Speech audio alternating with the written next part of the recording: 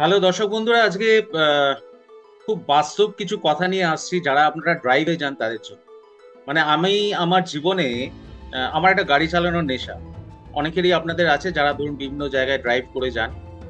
তো সেক্ষেত্রে আমি আজকে যেটা বলতে চাইছি সেটা হচ্ছে যে দেখুন অনেক বাস্তব অভিজ্ঞতা অ্যাক্সিডেন্টের, সেটা আমি আজকে আপনাদের সাথে একটু আলোচনা করব। আপনাদের শুধু আমি অ্যাওয়ার করার জন্য, হ্যাঁ? মানে কি কশনস আপনারা নিয়ে গাড়ি চালাবেন সেই জায়গাটা কিন্তু বোঝাবার জন্য কিন্তু আজকে আমি আপনাদের এই ভিডিওগুলো নিয়ে আসবো। আজকে ১ টা ২ টো গল্প বলব। প্রতিদিনই আমি চেষ্টা করব ১ টা ২ টো করে এরকম অভিজ্ঞতার কথা আপনাদের সাথে শেয়ার করতে। মানুষ বলে না যে মানুষ ওই যে একটা যদি আমি এক্সাম্পল সেন্টেন্স বলি, "A man is the most intelligent of all animals." Actually এগুলো আ তত্ত্বগত কথা। কিন্তু আমি যখন গাড়ি চালাই তখন দেখি আমরা এটাই যে মানুষের মতন বোধহয় বোকা, নিজের জীবন নিয়ে যার কোনো চিন্তা নেই, নিজের জীবন নিয়ে যার কোনো চিন্তা নেই, সেই হচ্ছে মানুষ।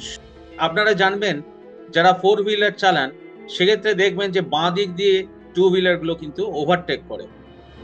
একটা ড্রাইভার সে কিন্তু সবসময় সোজা দেখে এবং ডান দিকটা দেখে। বাঁ দিকটা কিন্তু তার দেখার কথা নয়।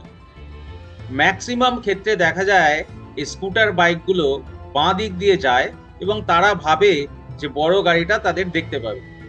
বেশিরভাগ ক্ষেত্রেই এটা কিন্তু খেয়াল করা সম্ভব হয় না। যারা বেরিয়ে গেল। কিন্তু এরা বোঝে না যে বাঁ দিক দিয়ে বেরোনোর সময় যেকোনো সময় কিন্তু অ্যাক্সিডেন্ট হতে পারে। তো আমি আজকে কিছু বাস্তব কথা যেগুলো ভাবতেও পারবেন না যে কি ধরনের অ্যাক্সিডেন্ট হতে পারে। এগুলো আলোচনা করলে কি হবে, আপনারা বাইকই চালান বা 4 হুইলারই চালান, যাই চালান না কেন, আপনারা যখন গাড়ি চালাবেন তখন কিন্তু আপনারা একটা কশাস থাকবেন যে সামনে আমাদের কিরকম বিপদ আসতে পারে। তো আজকে আমি আপনাদের সেটাই বলছি যে ১ম একটা এক্সাম্পল যদি আমি আপনাদের বলি যে, এবং তার সাথে রিলেট করব আরেকটা এক্সাম্পল।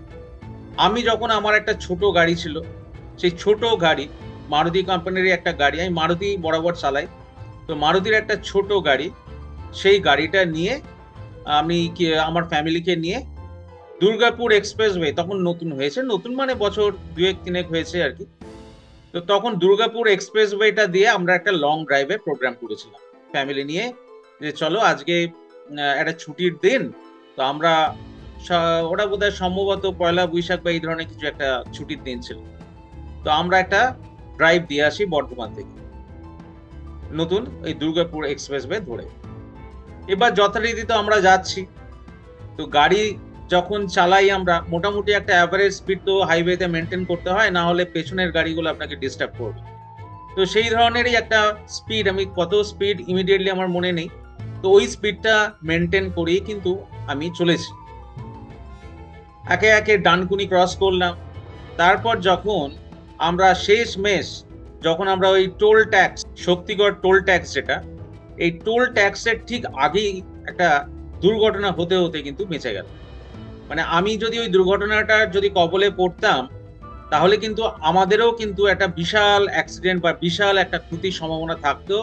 মানে গাড়ি আমাদের উল্টে যাবার সম্ভাবনা থাকতো। এইগুলো কিন্তু আমরা কেউ খেয়াল করে চালাই না। ইনফেক্ট আমিও চালাইনি হয়তো কখনো। কিন্তু এখন যখন আমি চালাই, বহু অভিজ্ঞতার সাক্ষী রেখে কিন্তু আমি সেইগুলো কশনস নিয়েই কিন্তু আমি চালাই। দেখুন, লোকে বলে, "তুমি ভাই বাইক চালাও, অ্যাক্সিডেন্ট করেছো?" আমরা বলি কি, "না, আমার দ্বারা কোনো অ্যাক্সিডেন্ট হয়নি।" মানে আমি বিরাট চালক। অ্যাক্সিডেন্ট না হোক কিন্তু অ্যাক্সিডেন্টের একটা অভিজ্ঞতা যদি না থাকে, তাহলে কিন্তু গাড়ি চালানো শিক্ষাটা সম্পন্ন হয় না। এটা কিন্তু মাথায় রাখবেন। সাইকেল আপনি শিখেছেন, সাইকেল থেকে না পড়লে কিন্তু সাইকেল চালানোর অভিজ্ঞতা সম্পন্ন হয় না। সিমিলারলি বাইকের ক্ষেত্রেও একই নিয়ম। যেমন ধরুন, আমি সেদিনকে যে ঘটনাটা আপনাকে বলছি ঠিক ওই শক্তিগড় টোল ট্যাক্সের আ ৩-৪ কিলোমিটার আগে ঘটনাটা ঘটেছে। কিরকম ঘটলো? আমরা যথারীতি ওখান থেকে প্রবল গতিতে যাচ্ছি। মানে একটা গাড়ি যদি ৬০-৭০ থাকে সেটাকে প্রবল গতি বলা যায়। তো এরকম একটা গতি মেইনটেইন করে আমরা যাচ্ছি। এবার ট্রাকগুলো আপনারা জানেন, বড় ট্রাকগুলো যেগুলো যায় সেগুলো ভালো স্পিডে যায়। মোটামুটি ভাবে দেখা গেল যে একটা ট্রাক, তাকে আমি ওভারটেক করার এবার চেষ্টা করব। তো এবার ট্রাকটা কি করলো? সে স্পিড বাড়িয়ে দিল। বাঁ দিক দিয়ে ট্রাকটা গেল। সে আমাকে ক্রস করে সেই ট্রাকটা আরো আগে বেরিয়ে গেল। ঠিক আছে, যাক। ট্রাকটা যখন যাচ্ছে তখন আমরা কিন্তু সামনে পুরো ফাঁকা, আমি কিন্তু ইজিলি ট্রাকটাকে কিন্তু ওভারটেক করতে পারি। ট্রাকটা যখন বেরিয়ে গেল তখন হঠাৎ করে তার পেছনে পেছনে আমি আসি। হঠাৎ করে ট্রাকটা বেরিয়ে যাবার পর, বিশাল দানব মার্কা ওই ট্রাকটা বেরিয়ে যাবার পর এখানে গল্পটা শুরু। যেই ট্রাকটা বেরিয়ে গেল, এবার যখন আমি ট্রাকটার পেছনে আরেকটু স্পিড নিয়ে ট্রাকটাকে ওভারটেক করতে যাব, সেই সময় ট্রাকটা ঠিক বেরিয়ে যাওয়ার পরেই পেছন দিকে একটা দেখতে পাচ্ছি একটা ছাগল ক্রস করছে।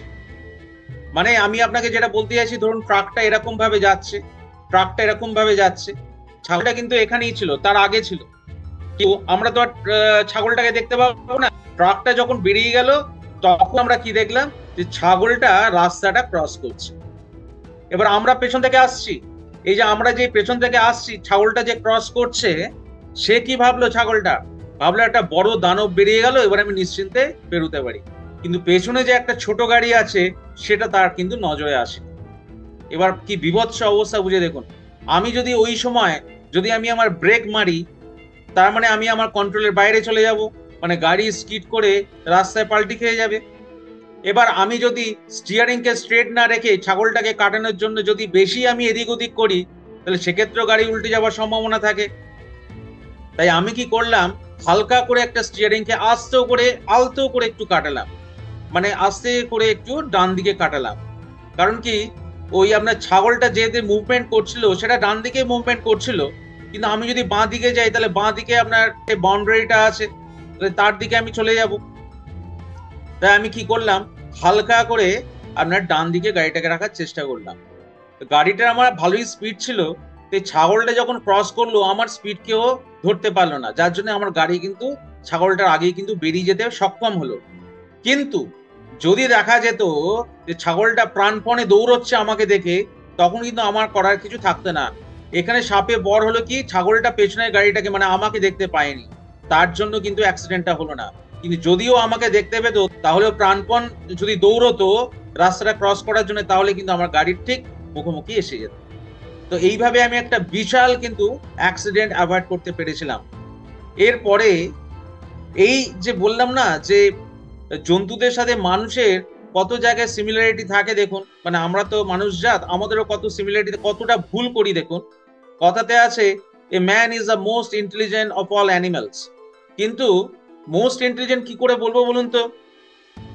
প্রথম কথা, আমি একবার দীঘা যাচ্ছি, ঠিক আছে, দীঘা যাচ্ছিলাম নাই, ভুল বললাম, আমি একবার দীঘা থেকে ফিরছিলাম। তো যথারীতি আপনারা জানেন যে যারা ড্রাইভে যান, যে দীঘা থেকে কাঁথি অব্দি যে লম্বা রাস্তাটা আছে, ওই রাস্তাটা মোটামুটি ফাঁকাই থাকে। তো ওই রাস্তা দিয়ে যথারীতি আমি আসছিলাম, ঠিক একইভাবে, ঠিক যেভাবে ছাগলের করুণ কাহিনী হতে যাচ্ছিল, যে গল্পটা বললাম, ঠিক সেভাবেই আরেকটা মারাত্মক আমি অভিজ্ঞতার শিকার হয়েছিলাম সেই সময়। খুব মানে অ্যাভয়েড করতে পেরেছিলাম। সেটা কিভাবে না, একইভাবে একটা ম্যাটাডর চলে যাওয়ার পর একটা ভদ্রমহিলা, বিবাহিতা ভদ্রমহিলা তার বাচ্চাকে নিয়ে ম্যাটাডরটা ক্রস করার পর সে রাস্তা ক্রস করছে, পেছন থেকে আমি আসছিলাম এবং ব্রেক মেরেছিলাম। গাড়িটার অতটা স্পিড ছিল না, তাই ব্রেক কিন্তু মেরেছিলাম, কিন্তু তার সাথে আমার দূরত্ব ছিল, যখন গাড়িটা থামলো তখন এই ভদ্রমহিলা বা বাচ্চাটার সাথে আমার দূরত্ব ছিল ঠিক 5 আঙ্গুল। ঠিক আছে, 5 আঙ্গুলের দূরত্ব ছিল, মানে ওই ধরুন 6 ইঞ্চির মতন একটা দূরত্ব ছিল। এই অবস্থায় কিন্তু মানে কোনো রকমে বেঁচে গেছিলাম। মানুষ তখন কিন্তু গণধোলাই দিয়ে দিত আমাকে যদি কিছু হতো। মানে এইগুলো কি বলুন তো, এইগুলো এই যে এই জায়গাগুলো কিন্তু আপনি বুঝতে পারবেন না যে আপনার সামনে মানে কি ব্রহ্মদৈত্য আসতে চলেছে, আপনার সামনে কি দুর্যোগ আসতে চলেছে, আপনার সাথে কি কেলেঙ্কারি হতে চলেছে, আপনি কিন্তু ড্রাইভের সময় কিন্তু বুঝতে পারবেন না। সাধারণভাবে অনেকেই আমরা ড্রাইভ করি কি ফাঁকা রাস্তা থেকে নিশ্চিন্তে ড্রাইভ করি। হতে পারে কোনো কুকুর রাস্তা পেরোলো, হতে পারে কোনো গরু ছুটে এলো, তাহলে কি মারাত্মক হতে পারে, বুঝতে পেরেছেন? আমি যখন ডুয়ার্সে একটা গাড়ি করে যাচ্ছিলাম, তখন ওখানে ওই জলদাপাড়া অরণ্যের ওখানেই একটা হাতি রাস্তা পেরোচ্ছিল, এবং তার আগেই আমরা দেখে নিয়েছি, তাই নাহলে যদি ওই স্পটটা দিয়ে আমরা রান করতাম, যদি মুখোমুখি সংঘর্ষ হয়ে যেত হাতিটার সাথে, তাহলে কি কেলেঙ্কারি। তো একদম কিন্তু এগুলোকে খেয়াল রেখে গাড়ি চালাবেন। যাদের যাদের এই এক্সপিরিয়েন্স আছে, তারা অবশ্যই কিন্তু আমাকে কমেন্ট বক্সে জানান যে আপনাদের এই এক্সপিরিয়েন্স আছে। আমি কিন্তু যদি দেখি এই যে ভিডিওটা ভালো রেসপন্স পাচ্ছে এবং যারা গাড়ি চালান বা গাড়ি চড়ে যারা এদিক থেকে ওদিকে যান, যদি দেখি আপনারা আপনাদের অভিজ্ঞতার সাথে মিলছে, মানে আমি উলুবনে মুক্ত ছড়াচ্ছি না, বেকার আমি কথাগুলো বলছি না, তাহলে যদি দেখি যে কমেন্টস করছেন আপনারা এবং ভিডিওটাকে লাইক দিচ্ছেন, তাহলে অবশ্যই কিন্তু পরবর্তী আরেকটা এপিসোড নিয়ে আমি আসবো এরম ড্রাইভিং এর অভিজ্ঞতা নিয়ে, যেগুলোতে দেখা যাবে যে বিভিন্ন দুর্ঘটনা থেকে কিভাবে আমরা নিজেদের এড়িয়ে যেতে পারি একটু কনসিয়াস হলে। আজকে এলাম, ভালো থাকবেন, যাওয়ার আগে চ্যানেলটাকে সাবস্ক্রাইব করে নেবেন। আশা করি আপনাদের এই ভিডিওটা কাজে লাগবে। নমস্কার।